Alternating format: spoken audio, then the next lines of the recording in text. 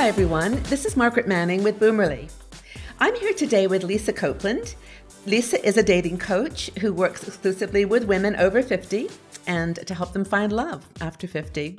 Welcome, Lisa. Hi, Margaret. It's nice to be here. It is great to have you here. We've got a community of women in their 50s who are looking for love. Maybe divorced, maybe, on their own after, lots of different reasons. But one of the things that we hear about quite often is that, they get online, they do the online dating thing. They make, relationship or friendships and connect for dates. They go out for a date and maybe one or two dates. And right away, the guy gets very intense and wants to jump to an intimate relationship, really quick. And it's almost expected that on the second date, you're going to have sex. And you know that, you feel that. So Third date.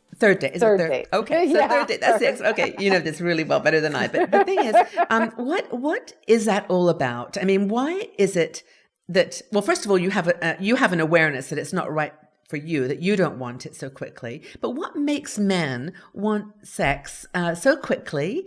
And what's the appropriate response for a woman? How should we frame it? This is really hard for women because we were so taught to nurture everybody and we forget to nurture ourselves. So when a man comes at us, it feels like an attack in many ways and we don't know what to do. We don't know how to set boundaries.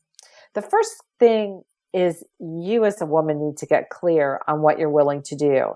The thing about men is they do like sex. They do like touch. There is some certain amounts of sexual dysfunction that has happened, but that doesn't mean that they don't want sex. They definitely still want sex. And one of the reasons they want sex is because a man falls in love with you through touch. Women fall in love through their mind and their heart. And then with their body, they bond with a man. But a man falls in love through touch. But a man does not bond with a woman as a result of having sex. So a hormone is released when we have sex for both men and women. It's called oxytocin. And women can feel a bond with a man for 3 weeks.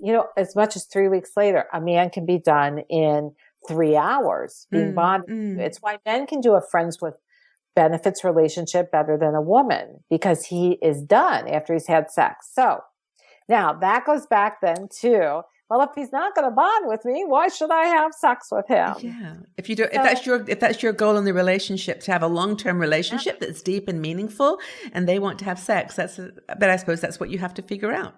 What you want. Yeah. The first is you want to decide with this person, do I want a long-term relationship with him or do I just need a hormonal fix and I need to have sex? There's nothing wrong with having sex with a guy on a first date if it's just for pure sex and you make sure it's safe sex. You want to, have protection. That's fine, but recognize that will probably go nowhere because you did make it really easy for him.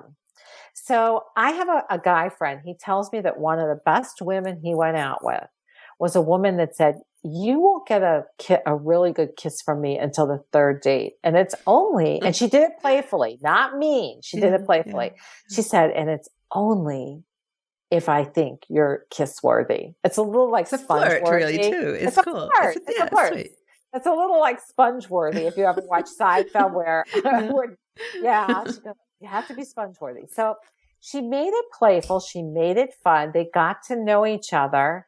And when they had the kiss, it was like awesome. Yeah. Now you can on the third date play around. You do need to give some encouragement to a man that you are interested. And if you want to have full sex with a man, and you want a relationship with him, one of the things you want to say is, I feel uncomfortable having a full sexual relationship with a man unless I'm in an exclusive relationship with him. And that's a fair boundary. The playing around is up to you how far you want to go and and what you want to do.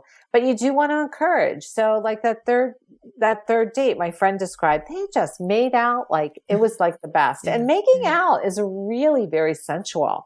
We actually forget how sensual kissing is. So, yeah. No, I think I think you've really answered the question about whether sex is different for men after 50 than women in a beautiful way, and it's actually quite insightful that men really do they have this sort of addiction and this need for touch, but it's up to and the women are more of a that bonding and intellectual, that emotional connection. But it's okay if you're honest with each other, and and if he isn't willing to give you that commitment, then it's not going to work. And like you've said before when we've chatted, maybe 30 dates later you might find the right guy, and you've got to be self-aware and know where your boundaries are. Yeah. Yeah. Great. Well, now that we know this, I hope everyone's watching. They've got that. And third date, tempt him with a kiss on the third date and then make it special. You can kiss before then too. But it's, you want to be flirty, have fun. And remember, you're the prize. I don't agree with this thing, wait 6 months to have sex with a guy or any of that. I think you can have sex on the third date if you want to, but if you do probably want to make sure you're both exclusive if you're going to have full-blown intercourse, that type of sex, because of the safety issues and the emotional issues involved. And you don't want to be a one-night stand. Well, I think that's exactly what you, just to restate that, is exactly what you said, that you have to know what you want. And that's maybe the first thing a woman has to do when she starts a relationship in her 50s, is really be honest. Take some time to, where are you wanting to go with a relationship? And then stay true to that. Don't be tempted to just, give in or, because you won't be happy. It won't satisfy you.